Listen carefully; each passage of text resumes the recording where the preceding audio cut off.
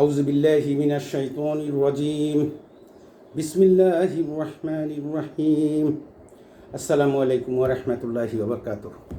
যারা আমার ভিডিও যারা দেখে থাকেন ফেসবুকে বা ইউটিউবে, আমি সকলকে আমার আন্তরিক শুভেচ্ছা এবং সালাম জানাচ্ছি। আসসালামু আলাইকুম ওয়া রাহমাতুল্লাহি ওয়া বারাকাতুহু। আমি ভিডিও করে থাকি মূলত আমার নিজের জন্য, শান্তির জন্য, আমি নিজে সন্তুষ্টর জন্য। আমি কাউকে এখানে বাধ্য করি না যে আমার ভিডিও দেখতে হবে। আরেকটা জিনিস হলো, অনেকেই এই যে ইউটিউব ভিডিও এগুলাতে করেন পয়সা ইনকাম করার জন্য বা যে পেশা হিসেবে। আমি এটা পেশা হিসেবে না, এটা আমার একটা মনের ইচ্ছা। আমি চাই যে আমি যা জানি বা আমি একটু কিছু বললে যদি আমার কোনো ভাই বন্ধুর কারো কোনো উপকারে লাগে, সেই হিসাবে আমি বলে থাকি বা ভিডিওতে আসি। এখানে অন্য কোনো স্বার্থে না। তবে আমি চেষ্টা করি যে ভালো, আমার যদি দুই চারটে কথা ভালো কথা বলতে পারি, আর এটা যদি আমার ভাই বন্ধুদের মধ্যে কোনো আপনার কোনো মানে একটা উপকারে লাগে, একটা অ্যাকশন হয়, তাহলে ওইখানেই আমার শান্তি। আমি এছাড়া আর আমার কোনো স্বার্থ নাই। আর আমি কোনো আলেমও না। আমি চাই যে যতটুকু পড়ি এবং এটা আপনাদের সঙ্গে শেয়ার করি। আল্লাহ তৌফিক দান করুক, আপনাদেরকে বুঝার দান করুক। ভিডিও বড় হয়ে যায়, বাজে কথা কম বলি।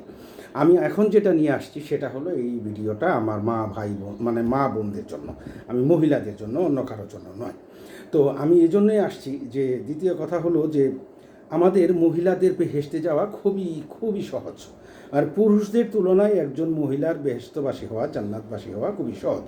কিন্তু এটা আমরা আসলে ভাবি না। আবার এটাও হাদিসে আসছে, রাসূল সাল্লাল্লাহু আলাইহি ওয়াসাল্লাম বলছেন যে যখন মেরাজে গেলেন, উনি যখন জান্নাতের দিকে জাহান্নামের দিকে উকি দিলেন, দেখলেন জাহান্নামে নারী বেশি।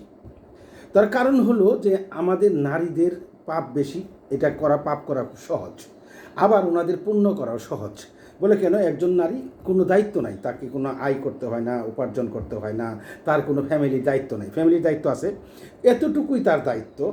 যে একটা হাদিসে আসছে যে একটা মহিলার দায়িত্ব হলো সে স্বামীর আনুগত্য থাকবে, স্বামীর আনুগত্য থাকবে, স্বামীর কথা শুনবে, স্বামীর সম্পদ দেখবে, স্বামীর বাচ্চা কাচ্চা দেখাশোনা করবে, সে 5 ওয়াক্ত নামাজ পড়বে, রোজা রাখবে, যদি সামর্থ্য হয় স্বামীর সাথে, যদি সামর্থ্য হয় হজ করবে, না হয় নাই। আর দান খয়রাতের ব্যাপারে তো স্বামীর সম্পত্তি সে দান করবে। স্বামীর সামর্থ্য থাকলে স্বামীর ওইখান থেকে দান করবে। আর যদি সামর্থ্য না থাকে, সেটা দানের দায়িত্বটা তার না, দানের দায়িত্বটা হাজব্যান্ডের। হ্যাঁ, এইখানে একটা হাদিসে আসছিল, রাসূল সাল্লাল্লাহু আলাইহি ওয়াসাল্লাম বলছেন, বা একটা হাদিসে আমি দেখছি, সেটা হলো যে কোনো নারী যদি স্বামীর সম্পদ না বলে কাউকে দান করে, তাহলে তার অর্ধেক সওয়াব পাবে। তো অতএব তার দান করারও দেখেন ব্যাপারটা একটু বাইন্ডিং আছে। তো আমার কথা হলো যে শুধু সে কী করবে? 5 ওয়াক্ত সালাত আদায় করবে, পর্দার মধ্যে থাকবে, স্বামীর সম্পদ রক্ষণাবেক্ষণ করবে, স্বামীর ছেলে মেয়ে দেখাশোনা করবে, আর তার দায়িত্ব হলো স্বামীর কথা মতো চলবে। এই কাজগুলা যদি সে করতে পারে, তাহলে সে জান্নাতি।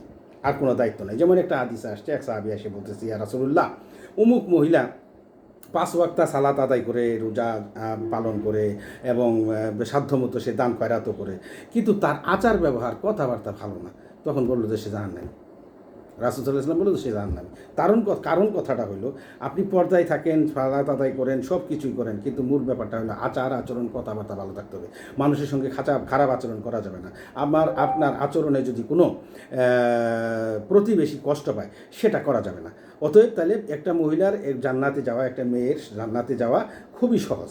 সেটা হলো সে শুধুমাত্র 5 ওয়াক্ত সালাত আদায় করবে, পর্দাতে থাকবে, স্বামীর অনুগত থাকবে, স্বামীর সম্পদ দেখাশোনা করবে, এই হলো তার দায়িত্ব, আর কোনো দায়িত্ব নেই।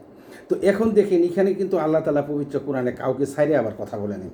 এখানে পবিত্র কোরআনে সূরা আযহাব আয়াত নাম্বার হইল 35, সূরা আযহাব আয়াত নাম্বার হইল 35। এখানে আল্লাহ তাআলা বলছেন যে নিশ্চয়ই মুসলমান পুরুষ, মুসলমান নারী, ইমানদার পুরুষ, ইমানদার নারী, অনুগত পুরুষ, অনুগত নারী, সত্যবাদী পুরুষ, সত্যবাদী নারী, ধৈর্যশীল পুরুষ, ধৈর্যশীল নারী, বিনীত পুরুষ, বিনীত নারী, দানশীল পুরুষ, দানশীল নারী, রোজা পালনকারী পুরুষ, রোজা পালনকারী নারী, যৌনাঙ্গ হেফাজতকারী পুরুষ, যৌনাঙ্গ হেফাজতকারী নারী, আল্লাহর অধিক জিকিরকারী পুরুষ ও জিকিরকারী নারী, তাদের জন্য আল্লাহ প্রস্তুত করে রেখেছেন মহা পুরস্কার। কাদের জন্য? এদের জন্য। দেখেন, নারীকে বাদ দিয়ে আল্লাহ কথা বলে নাই, নারীকে বাদ দিয়ে কখনো কথা বলে নেই। ততএব নারী যিনি ধৈর্যশীল, বিনয়ী, পুরুষ নারী যারাই আছে, তাদের জন্য আল্লাহ প্রস্তুত করে রেখেছেন এই মহা পুরস্কার। তো এই পুরস্কারটা আপনি সহজে পেয়ে যাবেন। একটা পুরুষের পক্ষে পাওয়া খুবই কঠিন। তাকে দায়িত্ব গ্রহণ করতে হয়, তাকে আয় উপার্জন করতে হয়, তারে বাইরে যেতে হয়, লোকজনের সঙ্গে কথা বলতে হয়। এই যে আমরা কথাবার্তা বলি যারা পুরুষ, তারা আমাদের কথায় ভুল হতে পারে, আমাদের লেনদেনে ভুল হতে পারে, আমাদের দায়িত্ব মানে আয় উপার্জন ক্ষেত্রে আমাদের অন্যায় হতে পারে ইত্যাদির জন্য আমাদেরকে পাকড়াও করবেন, কিন্তু নারীরা পাকড়াও হবে না। অতএব একজন নারী যদি শুধুমাত্র এই যে একটা ছোট্ট জেন্দেগি, এই যে একটা সামান্য জেন্দেগি, দেখেন আমি আপনাকে একটা ছবি দেখাই, যে একটা নারীর ছবি। আমাদের এই যৌবন, যতক্ষণ যৌবন থাকে ততক্ষণেই যে আমরা এটা নিয়ে এই যে বাহাদুরি করি, কিছু কিছু করি, দুনিয়াবি যত রকমের অপকর্ম করি, ভোগ বিলাসে মত্ত হয়ে থাকি। আমি এই নারী বোনদেরকে, মা বোনদেরকে বলবো, এটা কতক্ষণ, এটা সামান্য জিন্দগি। এই যে দেখেন কতদিন আগে আমার আইডিতে দেখবেন 3টে ছবি আছে। একটা হলো আমি ইয়ং বয়সে, একটা তো বার্ধক্যে, আবার এই যে এখন বর্তমানের 3টে ছবি আছে। আমাদের কথা হলো যে এই যৌবনটা কতটুকু, এই যৌবনটা যতক্ষণ আছে ততক্ষণই কিন্তু আমাদের বাহাদুরি। যৌবন শেষ হলে কিন্তু আর কেউ আপনি তোয়াক্কা করবে না, নিজের মধ্যেও আসবে না। অতএব এই সামান্য জিন্দিগিটা যদি ধৈর্যের সহিত আমরা একটু কাটাইতে পারি, আমরা অনেক অনেক কামিয়াবি হব। আল্লাহ তাআলা আমাদেরকে, দেখেন আমি একটা ছবি আপনাদেরকে দেখাইতে চাইছিলাম, সেই ছবিটা আমি আপনাদেরকে দেখাই, যে একটা নারীর এই ছবিটা দেখেন দেখা যায় কিনা, একটা মহিলার হাতের ছবি, জোয়ানকালের একটা ছবি আর তার বৃদ্ধ অবস্থায় ছবি। আচ্ছা, জোয়ানকালের যে ছবিটা দেখেন আর বৃদ্ধকালের যে হাতের ছবিটা দেখেন, এখানে কি বোঝা যায়? আপনার আমার আরেকটা ছবি দেখাই, দেখেন একই মহিলার ছবি, বৃদ্ধ অবস্থায় একটা ছবি, জোয়ান অবস্থায় ছবি, ছবিটা বেশিক্ষণ রাখি না। তো এই যে ছবি দুটো আপনারা দেখলেন, এই ছবিতে কি দেখলেন? যৌবন কিন্তু বেশি দিন না, দেখেন হাতের চেহারা বেশি দিন না, এটা কেটে গেলে কিন্তু মোহ শেষ। অতএব আমি আমার মা বোনদেরকে বলবো, একটু ধৈর্যের সহিত নিজেরা পর্দার মধ্যে থাকি, একটু স্বামীর আনুগত হই, একটু একটু নামাজ এবং রোজা জাকাত এর রোজা করি। এই বেশিক্ষণ না, বেশি দিন না, এটা অল্প দিন, এরপরেই যখন মোহ কেটে যাবে, আমাদের যে মোহটা, এই যে আমরা দুনিয়া বিমত্ত হয়ে যাই, এই আনন্দে লাফালাফি করি, জাফাজাফি করি, দুনিয়ার পিছনে ঘুরি, এই যে কতদিন কেটে যাবে, এটা কেটে যাওয়ার পরে কিন্তু আর যদি আমরা এটাকে ধৈর্যের সহিত ধারণ করতে পারি, ধৈর্যের সহিত মোকাবেলা করতে পারি, তাহলে কিন্তু আমাদেরকে পরকালে একেবারে চিরস্থায়ী অনন্তকালের জন্য জান্নাত আমাদের জন্য রয়ে গেছে। আল্লাহ আমাদেরকে তৌফিক দান করুক। আমরা পরকালে জান্নাতের আশা করি। এই দুনিয়ায় কয়দিন, বেশি দিন না, এটা কেটে যেতে বেশি সময় লাগবে না। দেখেন এই যে আমি আমার মা বোন মেয়ে ছেলে যারা আছেন তাদেরকে বলবো, নিজেরাই একটু চিন্তা করেন না, কিছুদিন আগের কথা, 5 বছর আগের কথা, 10 বছর আগের কথা, কি ছিলেন, কি হয়ে গেছেন, কি ছিল সবাই, কি হয়ে গেছে। অতএব এই যে আমরা দুনিয়ার সামান্য মোহে আমরা পর্দা থেকে বিচ্ছিন্ন হই, আমরা বিভিন্ন কর্মে কাণ্ডে লিপ্ত হই, আমাদের এই নিজেদের চেহারা সৌন্দর্য দেখানোর জন্য আমরা কাকে দেখাই? হ্যাঁ, আল্লাহ তাআলা বলছেন, রাসূল সাল্লাল্লাহু আলাইহি ওয়াসাল্লাম বলছেন যে তোমরা তোমাদের সৌন্দর্য তোমাদের স্বামীদেরকে দেখাও, অসুবিধা নেই, সাজো, সুন্দর কাপড় পরো, সুন্দর কাপড়ই করো। হ্যাঁ, যেহেতু মেয়েরা জান্নাত থেকে আসছে, জান্নাতে সৃষ্টি হয়েছে, এটা যেহেতু আমরা থেকে জানি, যেটা হাদিস থেকে জানি, তো ওরা একটু সাজগুজ করবে, ওরা একটু সৌন্দর্যের দিকে ধাবিত হবে, সৌন্দর্যটা ওরা পছন্দ করে, করুক, আলহামদুলিল্লাহ করেন, কিন্তু সেটা ঘরের মধ্যে করেন, হাজবেন্ডকে দেখান এবং যাদেরকে দেখানো যায় তাদেরকে দেখান, আপনি করেন, সাজেন, কোনো সমস্যা নেই, কিন্তু এটা অন্য পুরুষকে দেখানোর জন্য সাইজেন না। তাহলে কি হবে জানেন? ভবিষ্যৎটা খুবই খারাপ, পরপারে গিয়ে আর সেই জান্নাতের আশা করা যাবে না।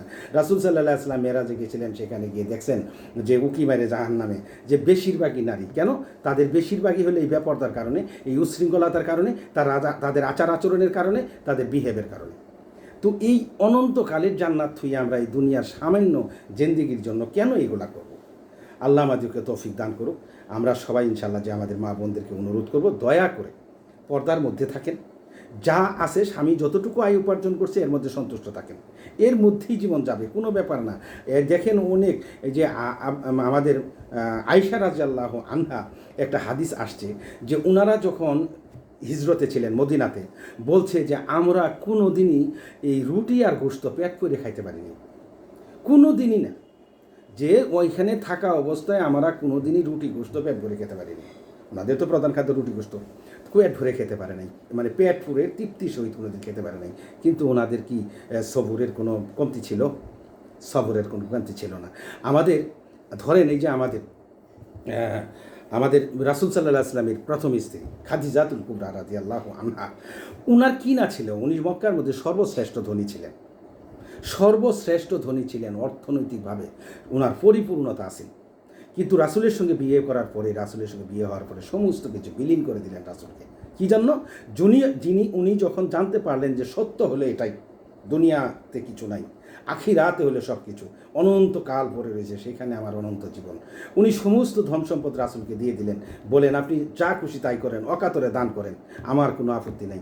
শেষ পর্যন্ত উনি কষ্ট করে গেছেন, না খাইও দিন গেছে। অথচ কত কোটি টাকা ওনার ছিল, বিত্তবান ছিল, সমস্ত ধন সম্পত্তির মালিক ছিল উনি, কিন্তু উনি সেই ধন সম্পত্তি বিলীন করে দিয়েছেন। বিলীন করে দিয়ে রাসূল সাল্লাল্লাহু আলাইহি ওয়াসাল্লামের সাথে যখন সত্যটা জানতে পারলেন, উনি অর্থের সম্পদের লোভ লালসা করেন নাই এবং রাসূলকে কষ্টও দেয় নাই কোনোদিন টাকা পয়সা দিয়ে, যে ওনার এই যে বিত্ত, এই যে অর্থ, সমস্ত কিছু দিয়েছে রাসূলের অকাতরে বিলিয়ে দিয়েছেন, কোনোদিন টু শব্দটাও করে নাই যে আপনি কেন বিলিয়ে দিলেন। শেষ পর্যন্ত উনি না খাই জীবনযাপন করছেন, তারপরেও অশুকরিয়া আদায় করে নাই। তাহলে আমাদের উচিত এই সামান্য জিন্দেগিটা একটু ধৈর্যের সহিত আমরা কাটাই। আমরা 5 ওয়াক্ত সালাত আদায় করি, রোজা পালন করি এবং পর্দার মধ্যে থাকি, স্বামীর হুকুম হাকাম মানি, ইনশাআল্লাহ আমাদের মা বোনরা অবশ্যই জান্নাতে যাবে। এই ব্যাপারে অনেক হাদিস আছে, অনেক প্রমাণ আছে। আল্লাহ তাআলা আমাদেরকে তৌফিক দান করুক, বুঝ দান করুক। আসসালামু আলাইকুম ওয়া রাহমাতুল্লাহি ওয়া বারাকাতুহু।